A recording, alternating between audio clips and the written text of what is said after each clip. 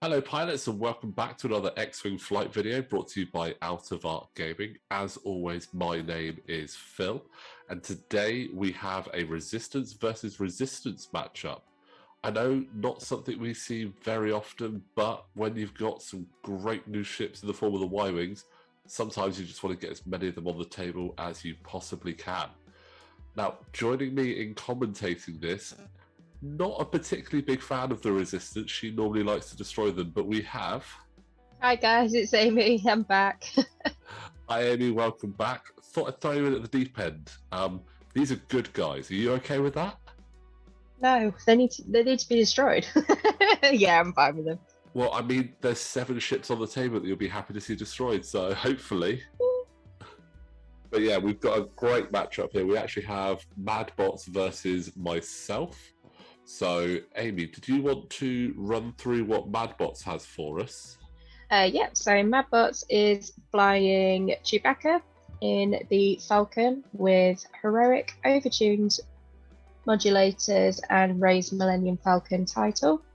Got Care Kun in the X-Wing with integrated S-Foils and a jamming beam. Greer Sanel in the A-Wing with heroic and Predator, and Teza Naz in the Y-Wing with targeting synchronizer, dorsal turret, and an engine upgrade. So an interesting list there. It's almost the Resistance version of the Alphabet Squadron, as best they can manage. And going up against, we have myself, also running Resistance. I've got Poe Dameron with heroic, R4 Astromech, integrated S-Foils, and the Proton torpedoes. And just for people's information, that is the original Poe Dameron from the conversion kit and the T70 pack, not the Heralds of Hope Poe Dameron. We also have Zori Bliss in the BTA NR2 Y-Wing with targeting synchronizer, dorsal turret, R4 Astromech, wartime loadout, and proton torpedoes. And rounding the list off, we have Tessa Naz, so we have her on the board twice. She's got dorsal turret, R4 Astromech, hull upgrade, wartime loadout, and the proton torpedoes as well. So quite a chunky list on my side, lots of health, and just lots of ships on MadBot's side. So, Amy, I know that you're not exactly a fan of the Resistance other than as target practice, but obviously you've had a chance to have a bit of a skim over the list, and you've probably come up against some of these items before. Which one at the moment which one would you say is sort of would you lean towards if you were to be forced to fly Resistance?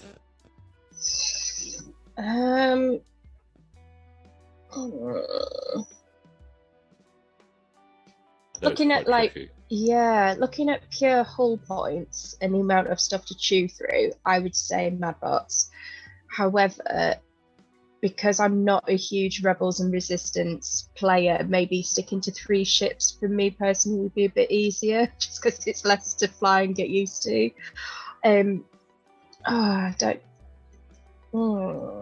It's a tough call. I mean, the way you can look at it, the A-Wing is a good version of the Interceptor. Now, I say good here as in the good guys. Now, as most of you will probably know, I love my Imperials. Imperials are my first faction, and I think they're amazing.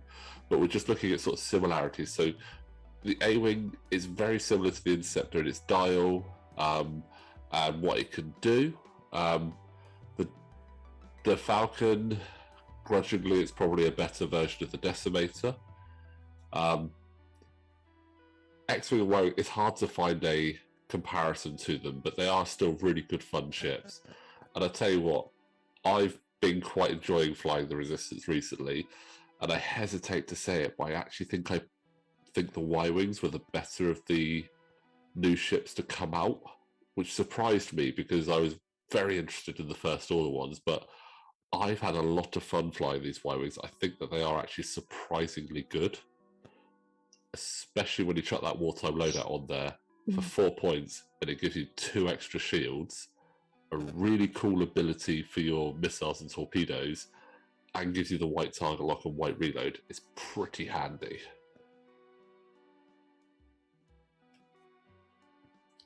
So for those that aren't familiar with the Wartime Loadout's ability, your normal Y-Wing would have the intuitive interface, which is what MadBots Tezanaz has, which is after you perform an action added to your action bar by a talent, illicit, or modification upgrade, you may perform a calculate action. Now, the Wartime Loadout removes that and gives you the devastating barrage. While you perform a missile or torpedo attack, if the defender is in your bullseye, your crit results cannot be cancelled by evade results. Now, I don't care who you talk to, that's a cool ability.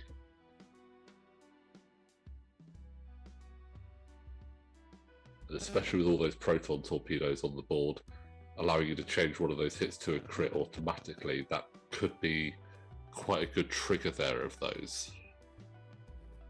Yeah, it might get quite messy. I mean, that's the hope. That's the hope. I mean, I will say the Y-Wing is a really cool ship. Not taking anything away from the Whisper or the First Order Bomber. They are really cool as well, and they look amazing on the board. I'm not going to lie. I love the size of those ships, but I think what I find interesting about these new packs is how all those ships are, for small base ships, they're really big. I mean, the new Y-Wing is bigger than the standard Y-Wing for Rebels and Scum. It's much longer. The bit that links the engines together is much chunkier as well. It's got its own unique feel to it, whilst keeping that Y-Wing like aesthetic to it, which is quite interesting. Mm. So you've obviously flown against Resistance a fair few times, especially against James, who also commentates on the channel. Now, what would be your approach to taking out some of these ships, say the Falcon or Poe Dameron? What would be your normal thoughts on approaching that? My personal arch nemesis ship-wise has to be the Y-Wings. I very rarely manage to take them down, so I think those two ships at the back would be... I'd want to get rid of those, especially with turrets on them. I mean, the turrets are there almost just to fill points, really. I mean, they are good, don't get me wrong. A dorsal turret is pretty handy, but I kind of got them on there to fill a gap and just provide a little bit more offense. This list is very much built around those proton torpedoes. And I do want to say a big thank you to James, because he did actually suggest this list to me. I did go to our resident Resistance pilot for some tips, because I really wanted just to fly some stuff. And again, I don't fly Resistance very often, so it was nice for him to help. But I know what you mean. The Y-Wings, despite only having one evade, can be tricky to handle.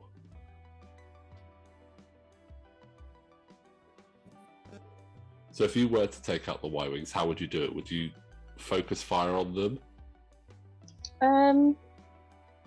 Yes, I would say so, although it's going to be quite difficult at the moment with them being complete opposite sides of the board. Yeah, I'd say focus fire them down, especially when they don't have as much evades as compared to Poe. I mean, it's weird. Obviously, you'd think that, but the X-Wings only have 2 evade dice, which, in the grand scheme of things, doesn't seem like a lot, but it is a massive swing difference compared to something like, say, the Falcon or the Y-Wing having 1 additional evade. The A-Wing's obviously got the most evades on the table because, well, it's tiny and it's fast and maneuverable, and that's what you get with an A-Wing.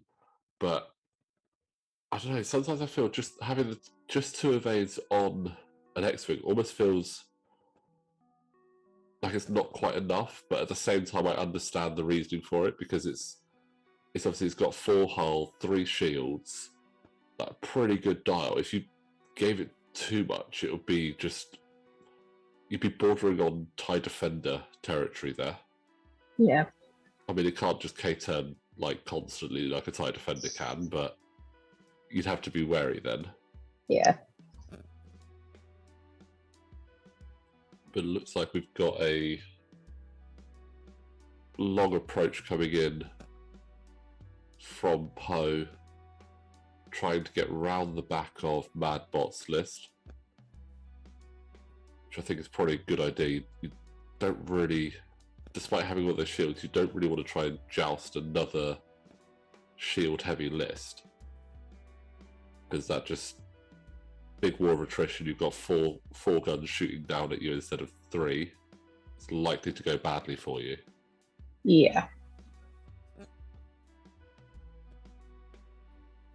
So while we're waiting for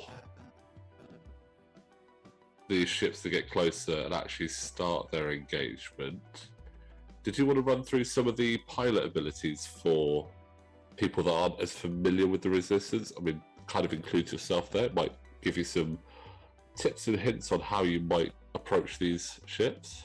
Yeah, I'm just looking them up again myself because, as you said earlier, I'm not as clued up on Resistance as I would be Imperials. Right, so Greer Sonel in the A-Wing, their ability is after you execute a maneuver, you may rotate your arc. So that can be quite handy. And he comes, or she comes with the refined gyro stabilizer, so you can rotate your arc indicator only to your front or back arc. After you perform an action, you may perform a red boost or a red rotate. Yep. I couldn't figure out the icon just then. What's quite cool with that is because you can rotate essentially after you execute maneuver, you can actually string together 3 actions. So Greer's action economy is great. You execute maneuver. If you need to, you rotate your arc. Then you take, say, a focus, and then you can boost. So it's 3 actions and 1 stress. That is pretty good.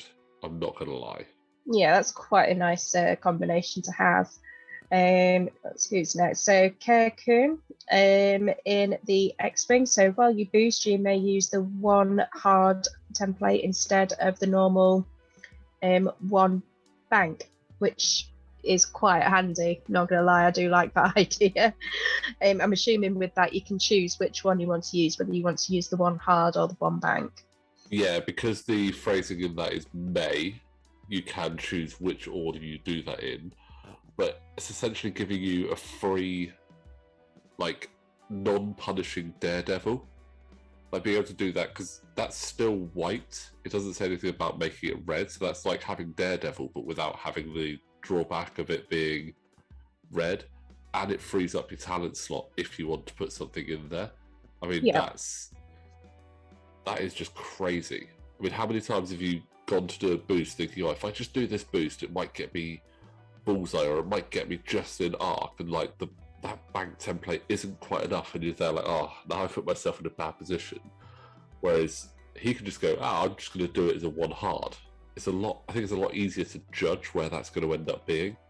Yeah, it's quite nice having that. Who's next? Oh, Chewbacca. So good old Chewie, his ability is after a friendly ship at range 0 to 3 is destroyed, before that ship is removed, you may perform an action. You may then perform a bonus attack. So that's quite a nice combo. Really nice combo, especially when you've got 3 other ships with them who, by the look of it, are going in ahead of Chewbacca, so potentially tanking that damage first so that Chewbacca can then capitalize on that. It's really nice. I like Chewbacca's ability, actually, and for his points cost, it's not that expensive. In this build, he's only 67 points, although the choice of heroic is an interesting one, as you do need to have at least 2 blanks for heroic to trigger, so it's highly unlikely you're going to get on that defense, but on attack it might be handy. Yeah. I think we've just got Tezza to go through, who is one of the new pilots from the Y-Wing pack.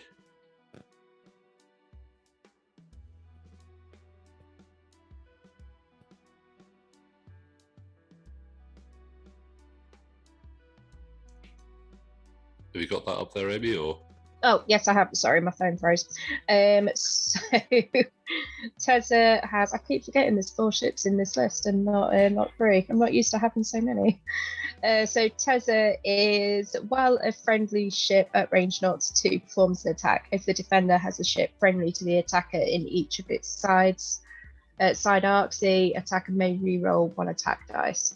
So that could be quite handy if you're one of those people, pretty much like me, who constantly rolls blanks or focuses when you don't have the token. Just having the option to re-roll 1 of those dice can be quite handy.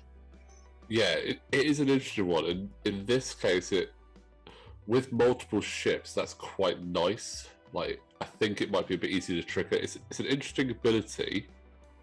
If you can get it to trigger, that could be really powerful.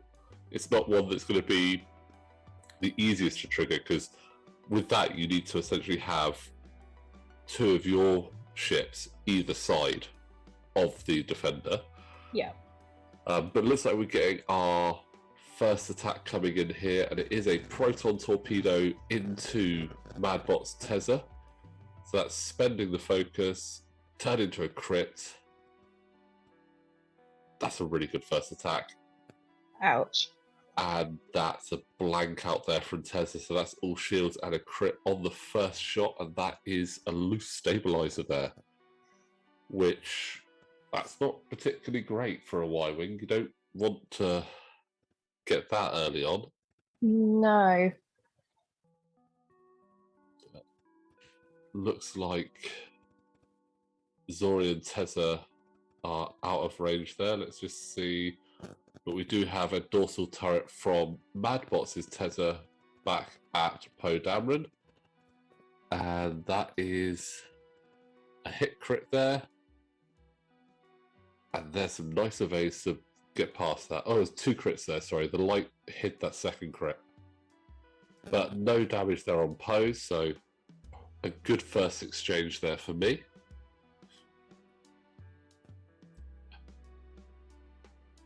That is not a bad round. Yeah.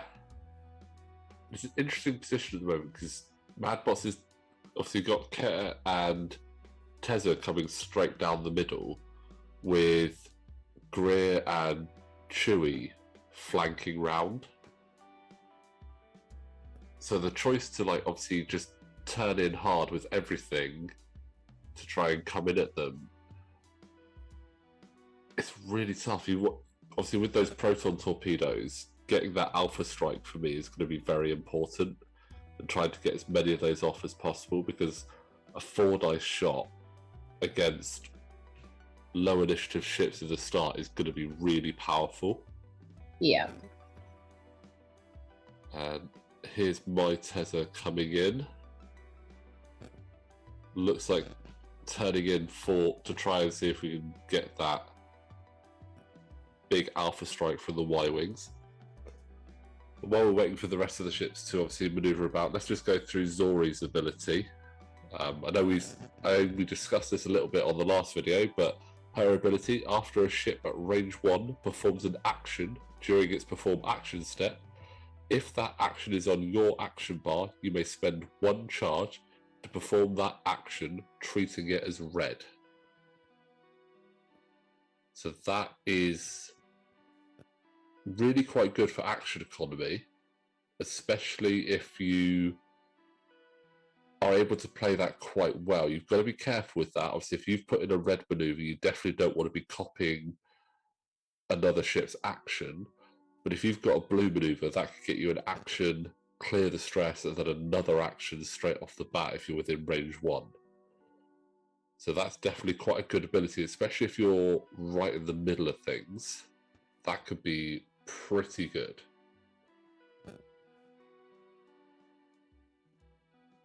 Ooh. Ooh, a Y-Wing face-off. I like this. So that was a 1 straight followed by a boost, and the boost does not trigger loose stabilizer because the boost does not count as a maneuver. It counts as moving, but not as a maneuver. So you can still do that whilst you've got loose stabilizer and not suffer a damage. I did have to go double check that on the night because I wasn't 100% sure, but Only problem is it has caused a bump for care there.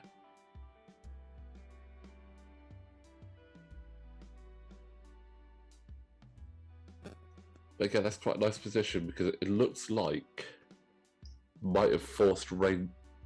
Sounds really weird. Might have forced range 1 on Tezza there. So now that means Tezza won't be able to use her proton torpedoes against either ship, which is a bit of a shame because the proton torpedo is obviously a 4-dice shot rather than a 3-dice range 1, and getting that crit in there. So it's a bit disappointing there, but we'll see where everything else comes in.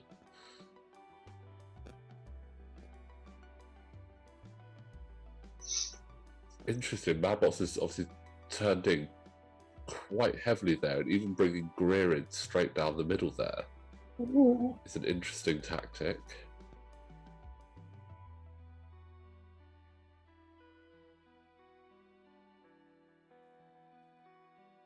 Zori following in just behind my Tezza.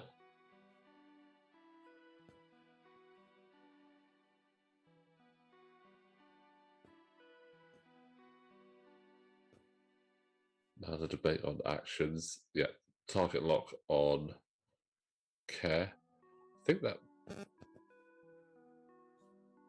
I'm looking at that, looking back at that, and I'm wondering if that was the right option. Now, it's partly a good play because obviously Zori has targeting synchronizer, and if that target lock is still there, Tezza can then use that essentially as her target lock to do a proton torpedo. But with MadBot's Tezza being so damaged, it's almost wondering if it was a good idea whether I should have just focused fire down on Tezza, but we'll see how it all plays out. But moving the target lock from Poe onto Greer, using his ability to do another action, treating it as red. And that is the last of Poe's proton torpedoes.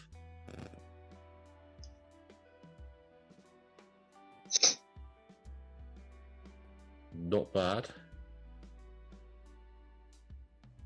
So spend that focus to turn it to 2 hits. Proton torpedo makes it another crit. It's not bad. Oh, just 1 evade. So that's both shields down on Greer there. So that's half points. Getting some early half points into here, which is quite impressive.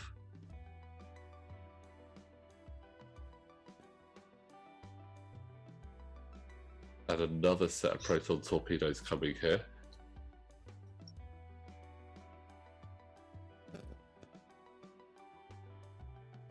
Obviously, the last wave was definitely a lot of ships that like utilizing missiles and torpedoes. It's quite good fun.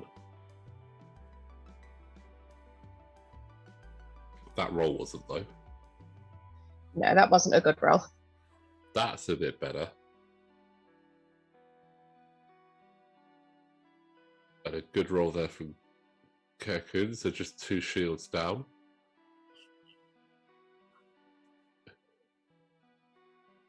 And unfortunately, as I said, that's Zori's target lock used, so Tezza not getting the chance to use her proton torpedoes as she's now too close. But range 1 instead. And the dice are now betraying me.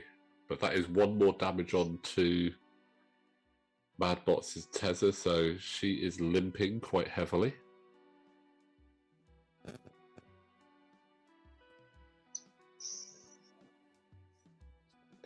So if you were to come up against either of these lists, now let's speculate another way, a way that's probably a bit more familiar with you.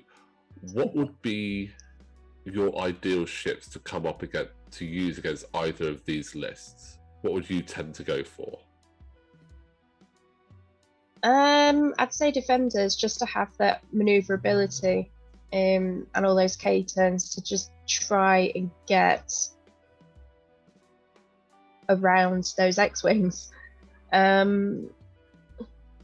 Maybe even the interceptors, maybe get Suntier in there. He can be quite manoeuvrable, possibly even tie strikers with the adaptive ailerons. Well, that's interesting. Strikers who don't see them very often now, but No. Yeah, the extra manoeuvrability, as you said, with adaptive ailerons, that is a great shot there. That is good. That's 3 shields down Ouch. on Tezza. Still got 2 more though. Wartime loadout really earning its points there. And that's all shields down on Ouch. Tezza, so that's half points for MadBots there. So they've got a lot of health, but it goes down quite quickly. Yeah, I know what you mean. Strikers would be quite interesting actually, with that adaptive ailerons, just adding that extra level of manoeuvrability there. Yeah. Defenders again would be cool. I'd be worried. Even though I've done it before, I'm always wary about like a double defender list, because running just 2 ships, 2 small base ships, always feels a little bit off to me. I'm always a bit worried about that, because I always feel that it's like liable to pop quite quickly. But defenders, I suppose, are one of those ships that it doesn't happen with as often, because their inbuilt ability is just fantastic. And as you said, they are extremely maneuverable. Yeah. So, and plus 3 hull, 4 shields. They're just built to get away from crits quite well there.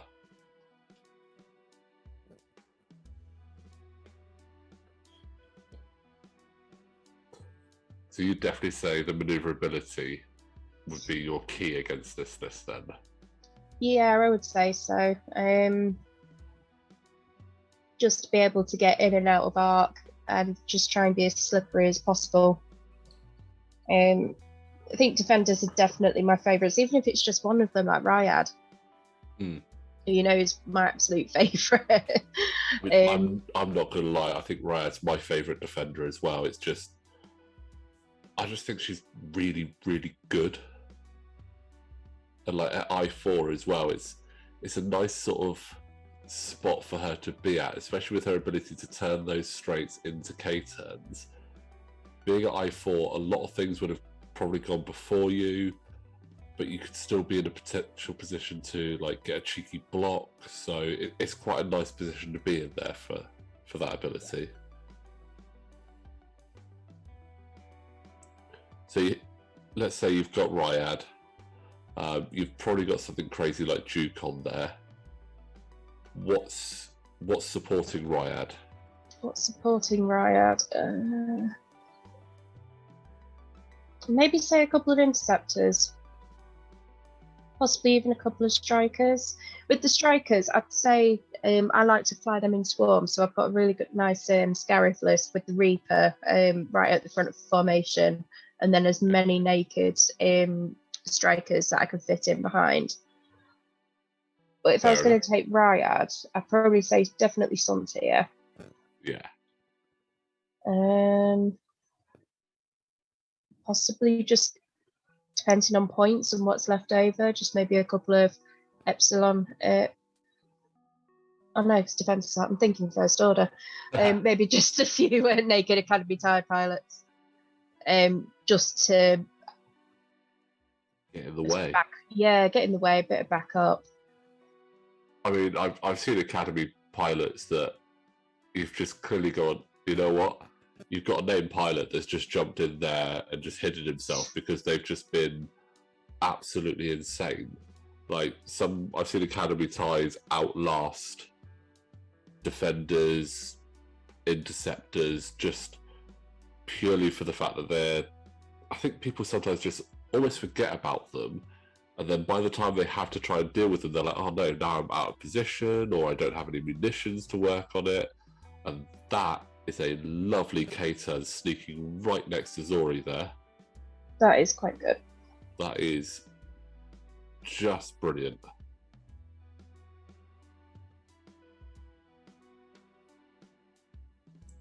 So that is obviously got a great shot set up against my Tezza. but also wherever Zori ends up afterwards, it's likely to be in the way there. Unfortunately, not so good there for Greer. That's a 5 straight that is just going straight into Soontir. That's not good. It's sometimes hard to judge that, like the 5 straight or 5k turn maneuvers, exactly how far it's going to go. Is it quite far enough? So you think, oh, 5 straight is the biggest move in the game. It's going to go absolutely miles, but then it doesn't go quite as far as you'd expect. And then a 3 bank with a large base ship also goes a lot further than you expect. We've got a bump there from Shui into Zori. Yeah. Which Zori's not too disappointed about. She's still got her dorsal turret to the left, so she still has options in having a shot at Care and the other Tezza. We'll see which one survives the longest as to which one's the real Tezza by the end of this.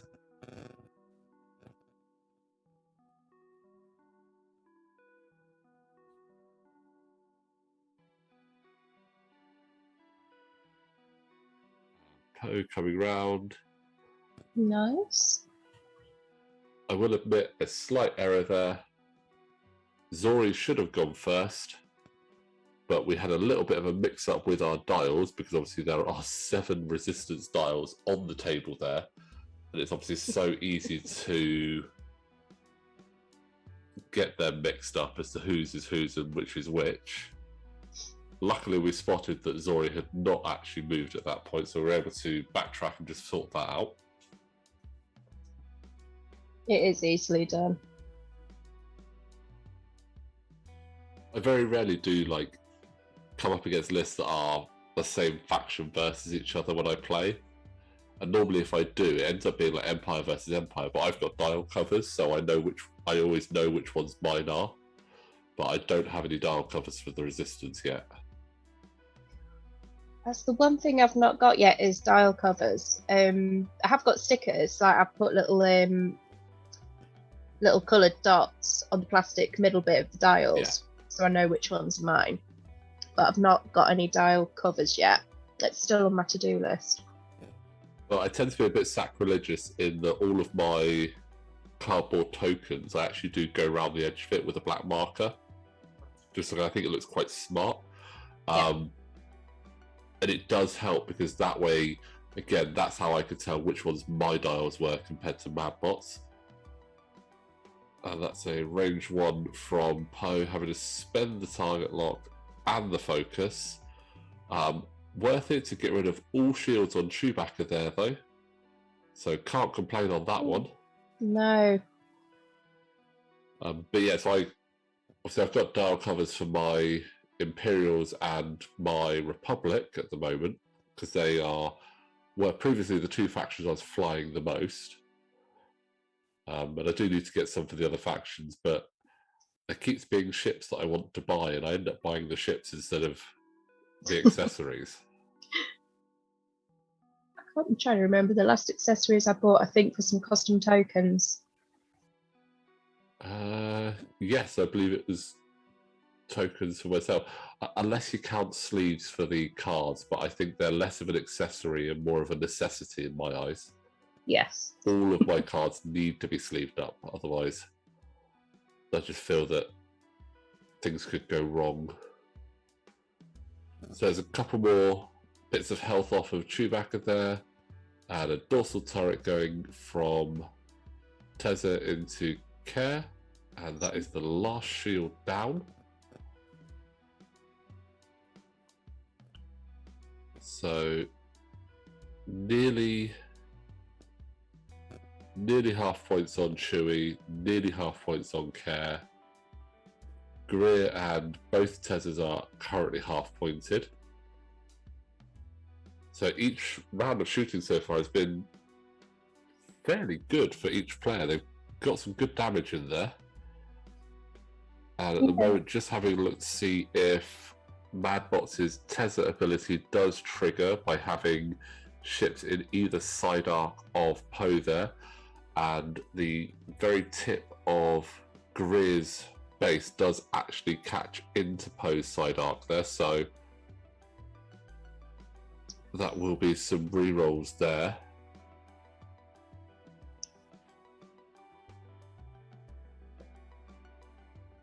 So Chewie going to try and avenge himself a little bit.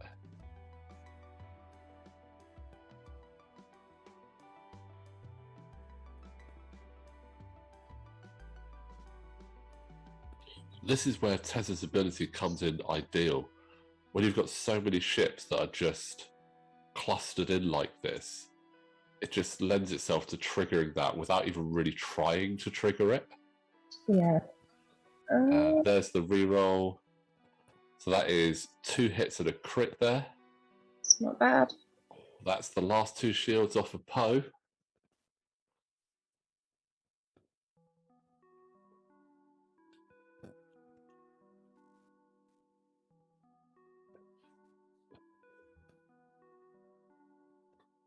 Looks like Kerr's going to try and see if he can whittle Tezza down a little bit.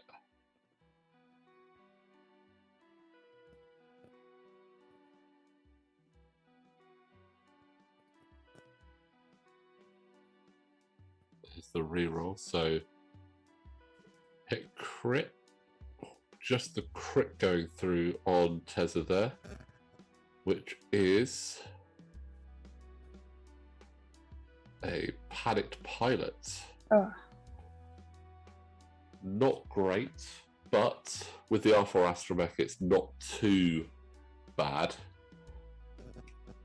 Really helps open up the dial for both ships, especially allowing those Y-Wings to consider boosts and barrel rolls, knowing that they'll be able to normally get rid of that stress the next turn, and making you more likely to want to trigger Zori's ability as well without having to go, have I put in a bank, one bank or a straight in there just to avoid keeping that stress.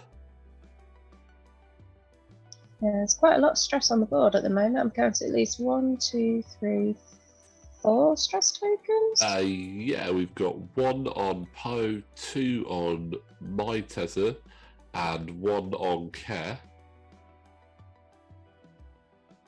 So I've definitely seen more stress on the board than this, but it's still a fair amount of stress.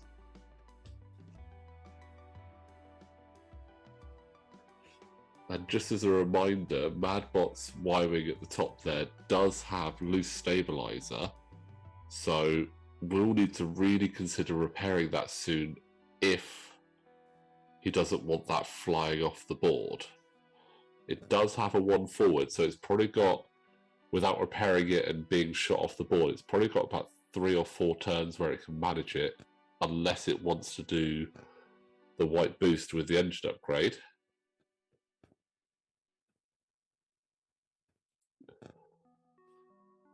And that Falcon is just obviously in a bit of a awkward position, likely to get in to a lot of people's way there. If that was me, though, I'd kind of use that to my advantage. Yeah, that is definitely a possibility. I mean, what MadBots could do is trigger the overtuned modulators at this point. So during the system phase, if you are not stressed, you may spend 1 charge to gain 3 calculate tokens. During the end phase, if your charge is inactive, for each green token you remove, gain 1 strain token. So it's obviously got quite a benefit early on, but it could be something quite handy, especially if he thinks that he's probably not going to move anywhere. And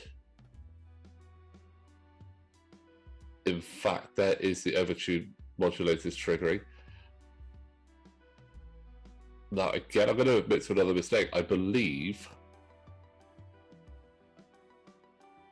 that Chewie's dial just got flipped before Tezza, which is not the right way it being done.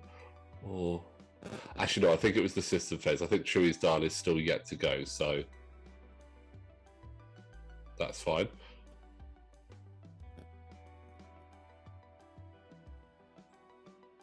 does Care fit in there, or does he bump? That's a really... It's tight. It's so... This game was quite interesting. There's a lot of in-close manoeuvring that is definitely a lot easier on TTS. Yes. But it's been a while since I've actually played on TTS, and I've just been thoroughly enjoying actually having the ships on the table. It's just been really, really good. And it's been nice to actually see other games taking place at the same time. I mean, whilst this game was going on, we had Connor and Quinn on another table. We had 2 B-Wings and an E-Wing versus 3... I think it was 3 FO bombers and the TIE Whisper. And then on the other table, we had Wes and Rich. Rich was flying his First Order, but no bombers or Whispers in that one. And Wes was flying his Scum, if I remember rightly. So some interesting lists being flown all over the place at the store. Yeah, and some ships I've not really gone up against in ages. Like the E-Wing. I can't remember the last game I had against that. I can't even remember the last time I flew an E-Wing myself, which is a shame because I really like the E-Wing. But now with the addition of the tech slot in there, it definitely makes it something I'd be more interested to fly again. So we'll see. I'd have to get those back out and give them a try. But with the new points update and the changing of some of the upgrade slots that ships have, it has opened up some interesting possibilities. As I said, the E-Wing's got a tech slot now. I believe the Star Viper lost its sensor and gained the tech slot. Obviously, points have gone up and down all over the board. So that there's a lot of new possibilities out there, which are really interesting. And especially some of the new cards we've got. I mean, Overtune Modulators as a new illicit card is pretty cool, to be honest. Yeah. It's not very often I use illicits, but I think my favourite has got to be, is it Dead Man Switch that's an illicit, but that's more Scum. Yeah, Dead Man Switch is a great one. When you die, every ship within 0 to 2 or 0 to 1, let me just double check that. Yeah. 0 to 1 suffers a damage, which is pretty cool. That was a fuel leak on Tezza there, by the way. Poe unable to take Tezza down. And we do have another crit going in on Chewbacca, which is a console fire. Yeah, Dead Man Switch is really cool. I mean, with the illicits, I think the common ones you see are Contraband Cybernetics and False Transponder Codes are obviously really good.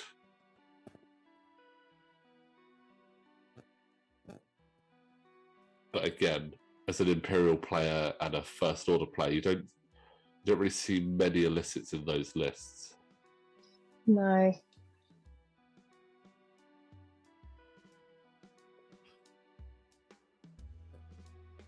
But I wouldn't be surprised if we see more things like that, especially with the card packs coming out with the Pride of Mandalore. We've already seen that we're getting ships again jump that faction divide, with the Fang Fighter being flyable with the Rebels for Fen Rao. It makes me wonder what other ships we might see jump that divide a little bit. Yeah. I mean, I've technically got one in my collection at the minute, so I think I still have it. I need to go and double check it, but oh, that's a good roll. Oh, it was a hit focus. Did the job. That is another point of damage on Tezza. She's not looking good there. No. Oh, Tezza. But yeah, one ship I have got that has kind of jumped back is when I first started out, I did have a couple of Rebel ships. I've still got my Sabine's tie. I claimed it back. Oh, I don't blame you. It's cool. Although it is just a TIE fighter, that paint job is really cool. Oh, and yeah. I think that most Imperial players should probably try and have that just as a bit of laugh, especially if you're flying a swarm. You just have that in there in the middle of the swarm, and people just be looking at it going, sorry, that's a bit sus there, but it's just pretty fun. I like it. Yeah, that was another one of the reasons that I sort of claimed it back for the Empire, just so I knew exactly who my wing leader was going to be. Yeah, I mean, if you're running someone like Howl Runner as like the ace in that squadron, it's nice to have something to clearly define that. Yeah. Yeah, like I said, it'd be interesting to see if any other ships cross the divide. Like, would we potentially see an Imperial Boba Fett again, as he was in First Edition? I mean, I wouldn't be against that per se. I don't know if the Imperials need something like that, but again, it's interesting. I'd say that'd be quite cool. Yeah, I mean, it definitely goes to show the slightly different approach that AMG are bringing to the game. So we'll just have to wait and see. And there's the end phase part of overtune modulators there. Chewbacca getting the strain for having spent that calculates. And my Tezza has bitten the dust, unfortunately. Didn't get to use her proton torpedoes, which is a bit disappointing. It's 12 points down the drain, as it were. MadBots is secretly happy though. It's one set less of torpedoes to go against him. Yeah. I mean, he's got some, but all of his ships are in a precarious position. Like one really good set of proton torpedoes, and they could be gone. So, I mean, at this point, with less than 30 minutes to go, the points aren't too far off each other, but I'd definitely say that it's swinging slightly into my favour, although the positioning at the moment is going to be interesting. Zori and Poe have got to really push out of that area there, because they're just right in the middle of everything. Yeah. Is he stressed still? Oh no, it's just gone. No, clearing up the stress, did a 1 bank in the previous round, even though it bumped. And obviously that being blue naturally anyway, but with the R4 definitely blue on the T-70, which is a token that wasn't picked up. I think MadBots is also having a bit of a where on earth do I go at this point? Yeah. Could Poe potentially do like a K-turn? I know it means stressing himself out, but it is definitely a potential. I'm just trying to see it's hard to see the angle there as to whether that would be dangerously close to that debris field there. I think it would probably clear the debris field, but it's a tough one, to be honest, as to whether, because again, Poe wants to stick in the fight there, but you've got to judge where Chewie's going to end up as well. So doing the K-turn does keep him with guns facing back. I mean, I think actually, looking back at it, it might be a good option. Yeah. And it would be quite good if the Falcon had like a stop maneuver. He's in sort of like a perfect position there. Yes. I think he could just put in like a 1 forward and deliberately stop. But I think at this stage, he's probably looking at it going, right, well, Zori's definitely going to do something crazy, because despite the Y-Wing having its fastest normal maneuver being a 4 straight, which is red, it does have a 5 K-turn. Which is just brilliant. So if Chewie did stay there for some reason, and it was anticipated, a K-turn over the top would be just enough to say, all right then, thank you very much. but there is Chewy clearing, so a K-turn could be... I don't know if it would fit. I don't know if a 4K would fit there, though. That's the problem. If it were to fit, that would be amazing, but again, I don't think it would. But that's a nice 3 Talon there from Care.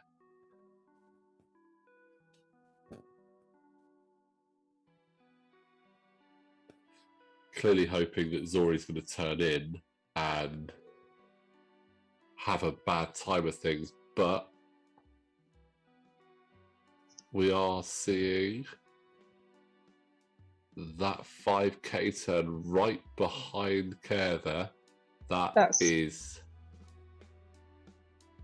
almost like earlier when Care did that 4K next to Zori. Zori's going, well, I can do that as well. And still line up a shot. Ooh, Poe. Oh, unfortunate that one straight doesn't fit there. No shots from Chewbacca though, so that's okay. I'll take that. Yeah, it's still a win in a way. Can Poe take out Tezza? She's on 1 hull. Hit crit. And that is the other Tezza gone.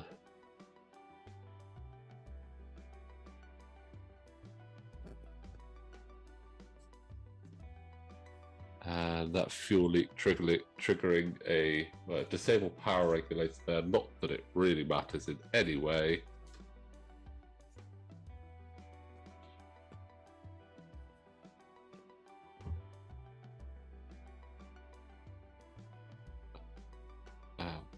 One more damage in on Care, so that's half points on Care.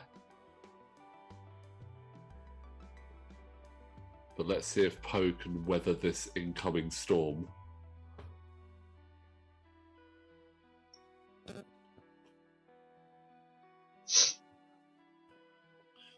At least there's no rerolls from Tessa now, though, which is good. Yes. Because, not like that, it's a sneakily good ability.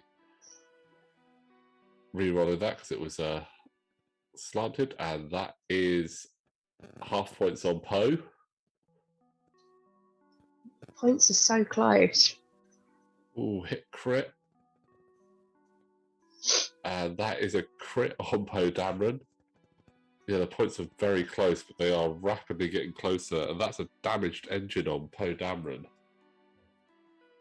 So all of those lovely blue heart maneuvers he's got, well, they're back to being white again.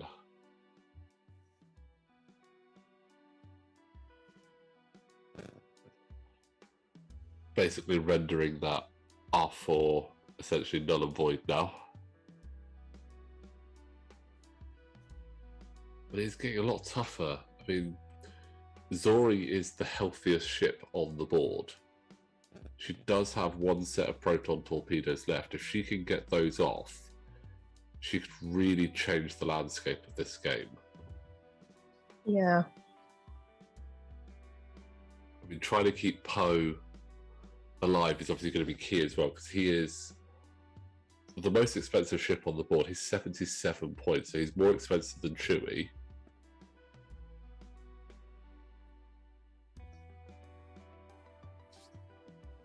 But he's easily blockable. If Chewie just does a 1 bank or something, that's likely to get into Poe's way, so it could just keep Poe ineffective. Yeah, you're thinking of 1 bank to the right. Yeah. 1 bank to the right would be pretty handy. It'd be difficult for... Poe wouldn't be able to sort of jump over with the 4K. Talon would be not a good idea. Maybe another 1 straight might just fit, because that 1 bank on a large base ship does get a lot of movement in there, but you've got to be careful of where Chewie's arc ends up. Nice 2 bank there from Care, avoiding that obstacle. Nicely done. taking the focus.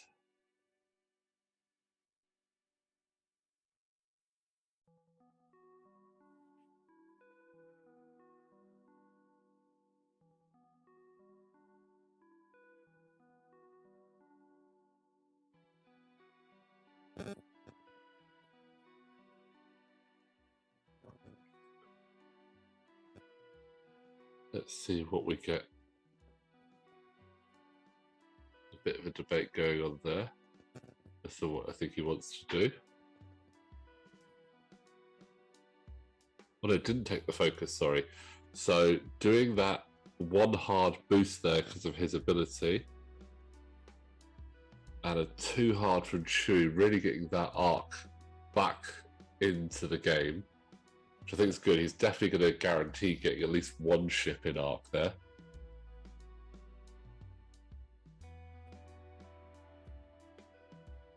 And Greer doing what A-Wings do, which is turning very sharply and laughing about it.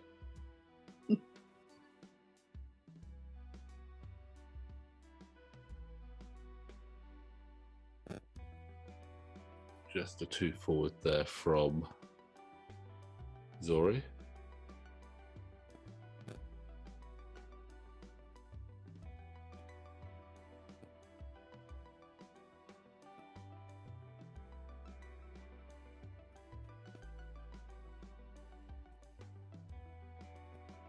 Going for the rotate this time to get some guns on.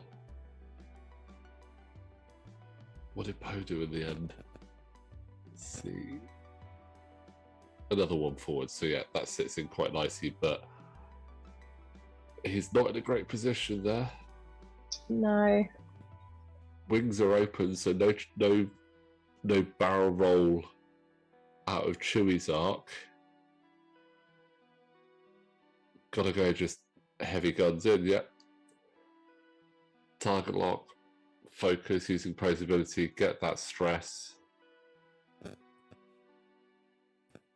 Just see if we can take Chewie down.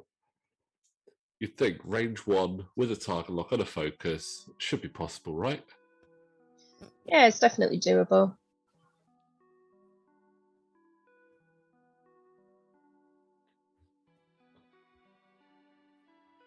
Let's see, 4 dice. Do we say bye-bye to Chewie at this point?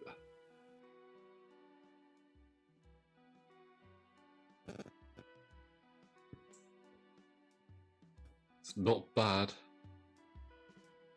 Well, that's a bit disappointing. If it managed to get all 4 of those in, that would be... Oh, cheeky evade. Chewie is down to 1 health. What is the crit? It's not a direct hit. It's a panicked pilot. That is disappointing there.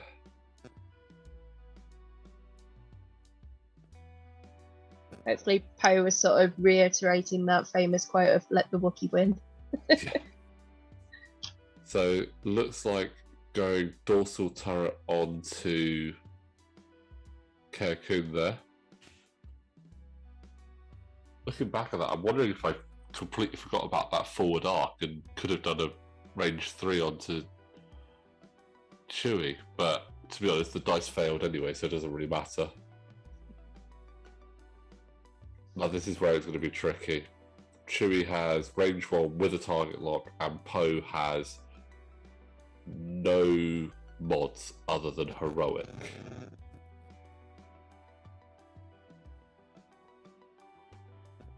And that's pretty good. But that's heroic triggering. But it can't trigger a second time. That's Poe Dameron down. And that's the point swinging heavily now into MadBots' favour. Definitely letting the Wookiee win. Yeah. In fact, that was Care taking a shot there. And Chewie getting just the 1. And that's a shield down on Zori. So now it is the attrition game. How long can Zori last against 3 ships? 3 very hurting ships, I might add. It's doable.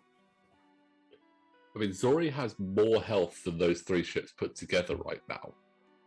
The only downside is that they have more shots coming back at her.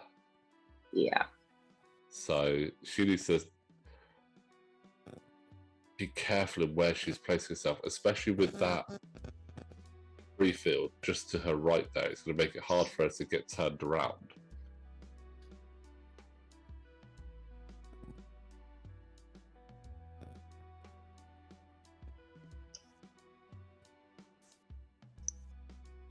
So what would you be going for now if you were Zori? Would you be trying to, which would be your the best ones to take out of the action, do you think? I think Chewie's going to have to be the easy hit.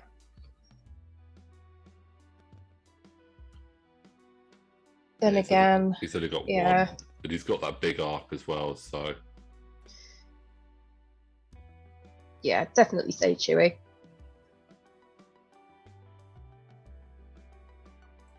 okay, well, while we're waiting to see where everything ends up, just want to remind everyone, if you do enjoy what we're doing here at Out of Arc Gaming and would like to support us, we do have a Patreon with a link in the description below.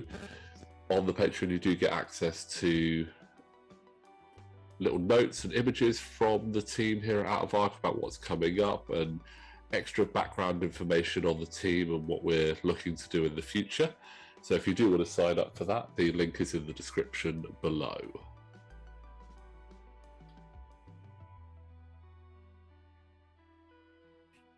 So Chewie getting rid of one of his stresses, just debating whether to use Ray's Millennium Falcon there, which would allow him to boost or rotate his arc, even while stressed. It's a great title card, especially when you combine it with Corsello, who basically goes, "What's that? You've done a blue? Get rid of all your stress." Does that fit? If that fits, that's pretty good. Oh, doesn't look like it, unfortunately. No, that's Zori bumping into Care, which is a shame. That would have been an ideal position to trigger Zori's ability, but at that point I was hoping to get past and get the target lock to try and take out Greer there.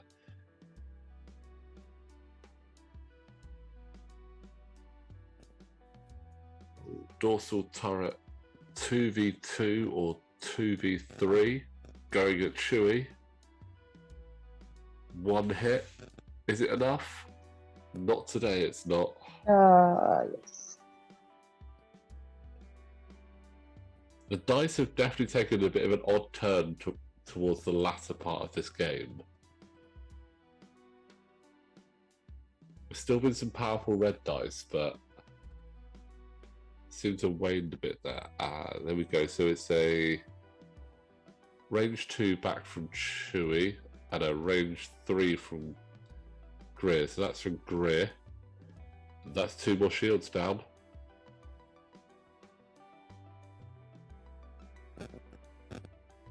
What is Chewie bringing to the table? That's just a crit.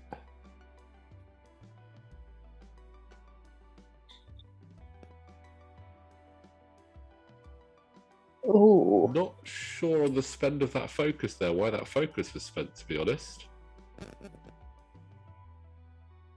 Because that focus was on Greer, and that was Chewie's shot, so there's a blinded pilot on Zori at the moment.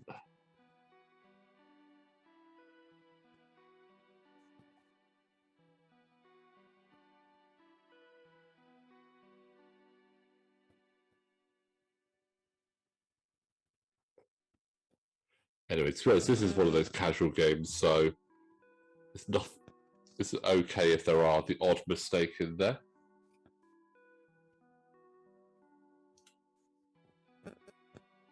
But those points have definitely jumped up even further in MadBots' favour.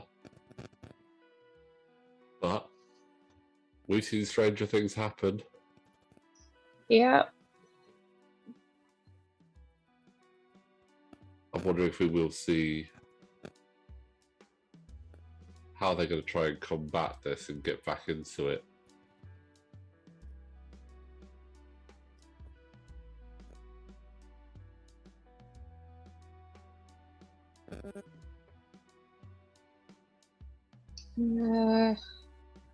I think, again, it's not out of the realms of possibility. If Zori gets herself in a good position where she's only got one ship with the option to shoot her, and she can get a good shot, she's got the initiative to do it.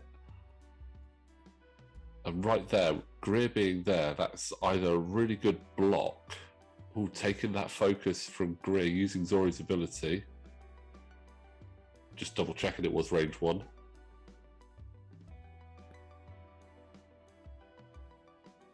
Care looks like he might be doing another Talon roll. That seems wise. MadBots is being very clever here, trying to make sure that wherever Zori goes, it's not just the single shot going into her. Having multiple shots on her is definitely what is more than likely to get rid of her a lot quicker. I mean, that might seem obvious to say, but... And that's a blue 2 to the right.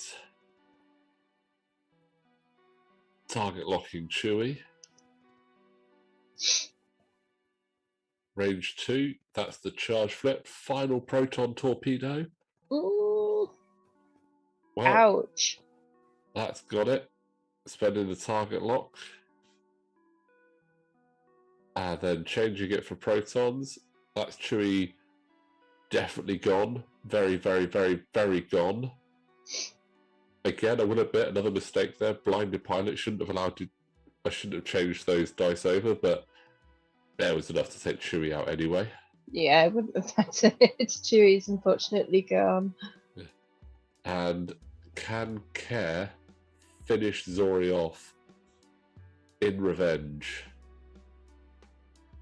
Not quite like that, but that is another crit going through. There are a lot of crits in this game, and that crit is a direct hit, so yes, it wasn't too far off.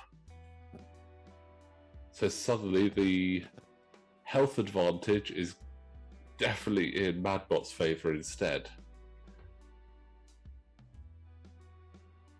But again, those points, anytime either of us have taken a bit of a lead, it's just been whittled down so quickly and back to a very tight game. I mean, at this point, if I can take out either Care or Greer, that bumps the points up just over. But... ooh. Nope. Greer is absolutely fine, loving being on the debris. And setting it up nicely there for some shots in.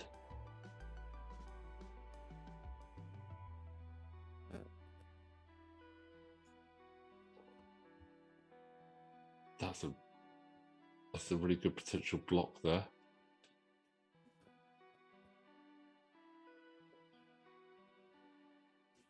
Triggering Zori's ability again there for that focus.